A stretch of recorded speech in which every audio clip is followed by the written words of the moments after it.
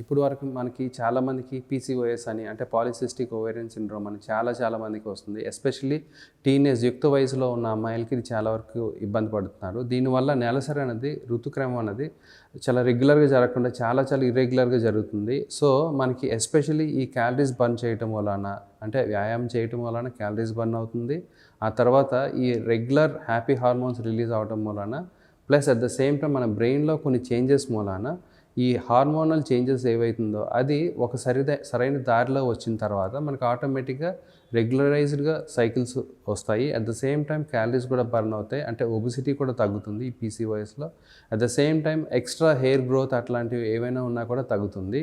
So వీటన్నిటి మూలాన stress కూడా రిలీజ్ అవుతుంది. నెక్స్ట్ వ్యాయామాల్లో ఎట్లా స్ట్రెస్ రిలీజ్ అవుతుంది అంటే మనకి చాలామందికి ఇప్పుడున్న ప్రస్తుత కాలంలో చాలామంది స్ట్రెస్కి లోనవుతారు. సో దీని మూలాన మనకి డిప్రెషను లేకపోతే అంటే మగతగా ఉండడం, రెగ్యులర్గా మనం పనులు చేస్తున్నా కూడా ఏదో లెథర్జిక్గా ఉండడము, అలా డిప్రెషన్లో ఉన్నట్టు ఉంటుంది. ఈ వ్యాయామాలు చేయటం వలన రెగ్యులారిటీ ఇన్ హార్మోనల్ చేంజెస్ అని జరుగుతుంది. దీని మూలాన ఆటోమేటిక్గా ఈ పీసీఓఎస్ సిండ్రోమ్స్ దీనిలో సిమ్టమ్స్ అన్నవి చాలా వరకు తగ్గుతుంది.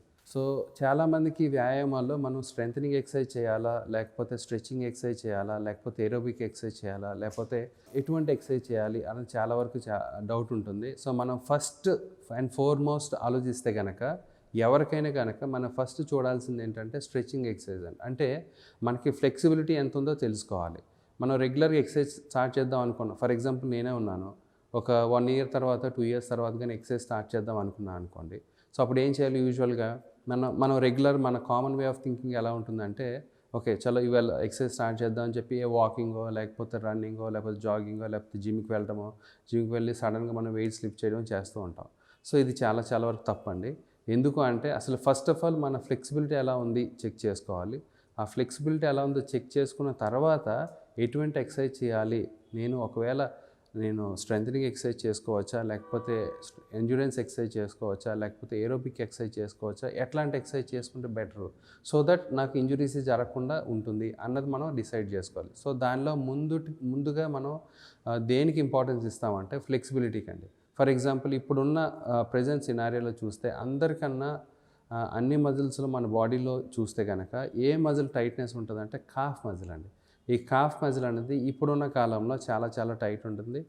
దానికి రీజన్ ఏంటో చెప్తానండి. మన కాలక్రమంలో చేంజెస్లో జరగటం మూలాన మనం ఇండియన్ టాయిలెట్స్ని అవాయిడ్ చేస్తాం. సో అంటే ఇప్పుడు ఆల్మోస్ట్ ప్రతి ఒక్కరు ఈవెన్ మనం విలేజెస్లో చూసినా కూడా చాలామంది వరకు వెస్ట్రన్ టాయిలెట్సే యూస్ చేస్తున్నారు.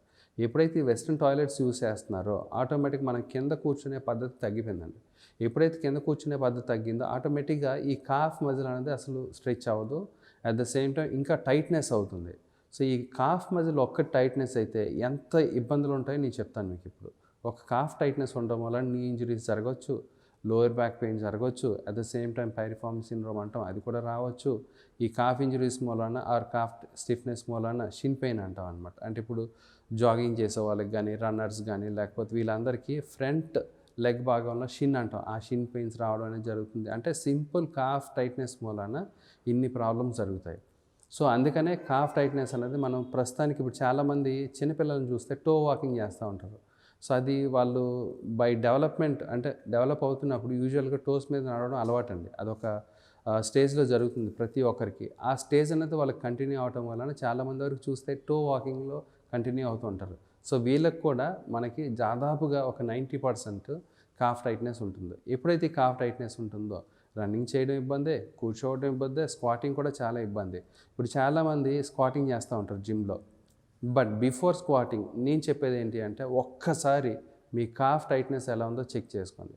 ఒకవేళ కానీ కాఫ్ టైట్నెస్ ఉంది అంటే కనుక మీరు చేసే స్క్వాటింగ్ పద్ధతి అంటే దాని తాలూకా పాస్చర్ అంటాం దాన్ని, ఆ పాస్చర్ మాత్రం డెఫినెట్గా రాంగ్ ఉంటుంది. ఎప్పుడైతే డెఫినెట్గా రాంగ్ ఉంటుందో ఈ పాస్చర్ అంటే ఈ స్క్వాటింగ్ చేసే పాస్చర్ రాంగ్ ఉంటుందో ఆటోమేటిక్గా యూ ఆర్ ప్రోన్ ఫర్ అంటే మనము మోకాలు నొప్పికి కానీ హిప్ పెయిన్ కానీ దీనికి అట్ ద సేమ్ టైం లో బ్యాక్ పెయిన్కి కానీ మనం లోన్ అవుతూ ఉంటాం. సో ఒక్క కాఫ్ టైట్నెస్ అనేది చూడండి ఎంతవరకు ఇబ్బంది పెడుతుందో. సో ఈ విధంగా calf tightness plus hamstrings tightness అంటాం. అంటే తొడ వెనక భాగంలో ఉండే మజిల్ అది కూడా చాలామందికి టైట్నెస్ ఉంటుంది. ఎందుకు అంటే ఇప్పుడు చాలామంది చూస్తే కూర్చొని చేసే జాబ్స్ చాలా ఎక్కువ అవటం మూలాన ఆటోమేటిక్గా ఏమవుతుందంటే హ్యామ్స్ట్రింగ్ అనేది టైట్ అవుతుంది. ఎప్పుడైతే హ్యామ్స్ట్రింగ్ టైట్ అవుతుందో కూర్చునే పోస్చర్ మారిపోతుంది. వాళ్ళు పొరపాటున ఎక్సర్సైజ్ చేశారనుకోండి, ఫర్ ఎగ్జాంపుల్ ఎస్పెషల్లీ ఎక్కువసేపు కూర్చునే వాళ్ళు ఉన్నారనుకోండి, వాళ్ళకి డెఫినెట్గా హ్యామ్స్ట్రింగ్ అనేది టైట్ అవుతుంది. ఎప్పుడైతే హ్యామ్స్ట్రింగ్ టైట్ అవుతుందో మనకి బ్యాక్ యొక్క మూమెంట్ తగ్గుతుంది. ఇప్పుడు ఫార్వర్డ్ బెండింగ్ చేయాలనుకోండి, ఈ హ్యామ్స్ట్రింగ్ అనేది ఆపుతుంది. ఎప్పుడైతే ఈ హ్యామ్స్ట్రింగ్ ఆపుతుందో మనకు తెలియదు కదా నార్మల్ ప్రజలకి. ఎప్పుడైతే ఈ నార్మల్ ప్రజలకు తెలియదో ఆటోమేటిక్గా ఫార్వర్డ్ బెండింగ్ నాకు తగ్గింది, మనం ఫార్వర్డ్ బెండింగ్లో ఫ్లోర్కి టచ్ చేయలేమని చాలామంది చెప్తూ ఉంటారు. దీనికి మెయిన్ రీజన్ వచ్చి హ్యామ్స్ట్రింగ్ టైట్నెస్ అండి. ఈ హ్యామ్స్ట్రింగ్ టైట్నెస్ని మనం ఒక రకంగా రిలీజ్ చేస్తే లోయర్ బ్యాక్ పెయిన్ని 80% తగ్గించవచ్చు. సో మనకి మెయిన్ నడుము నొప్పి ఉన్న వాళ్ళకి నడుములో ప్రాబ్లం ఉండవలసిన అవసరం లేదు. హ్యామ్స్ట్రింగ్ టైట్నెస్ ఉన్నా కూడా నడుము నొప్పి వచ్చే అవకాశం ఉంటుంది. సో ఇది మనకి నడుములో ప్రాబ్లమా, ఈ హ్యామ్స్ట్రింగ్ టైట్నెస్ ఉన్న ప్రాబ్లమా, అది మనం డివైడ్ చేసి అంటే దేని మూలన ప్రాబ్లం వస్తుందో చూసుకొని అప్పుడు మనం నడుము యొక్క ట్రీట్మెంట్ చేస్తాము. దాని ప్రకారంగా నడుముకి ఎక్సర్సైజ్ అనేది మనం చెప్తూ ఉంటాం. So at the same time వ్యాయామాలు షోల్డర్ ఎక్సర్సైజ్ కూడా ఉంటాయి. ఈ షోల్డర్ ఎక్సర్సైజ్లు చాలామంది ఏం చేస్తారంటే మనకి స్ట్రెచింగ్ ఎక్సర్సైజ్ అనేది చాలా ఇంపార్టెంట్. దీనిలో కూడా ఎటువంటి ఇంపార్టెంట్ అని ఇప్పుడు చెప్తున్నా అండి. షోల్డర్లో యూజువల్గా ఏమవుతుందంటే పోస్టీరియర్ క్యాప్సూల్ అనే ఒక స్ట్రక్చర్ ఉంటుంది.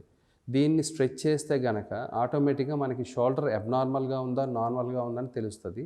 దాన్ని స్లీపర్ స్ట్రెచ్ అంటాం. ఈ స్లీపర్ స్ట్రెచ్ చేసేటప్పుడు మనకి ఫుల్గా మూమెంట్ వస్తే కనుక ఆ షోల్డర్ నార్మల్గా ఉన్నట్లు లెక్క. సింపుల్ టెక్నిక్ అండి.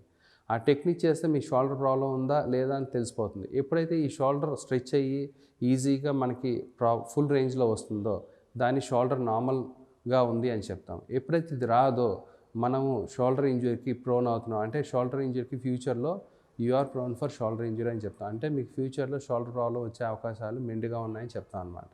సో అందుకని ఈ పోస్టీరియర్ క్యాప్సూల్ స్ట్రెచ్ కూడా ఇంపార్టెంట్. సో ప్రతి ఒక్క భాగంలో ఒక్కొక్క డిఫరెంట్ మజిల్ అనేది టైట్నెస్కి లోన్ అవుతుంది.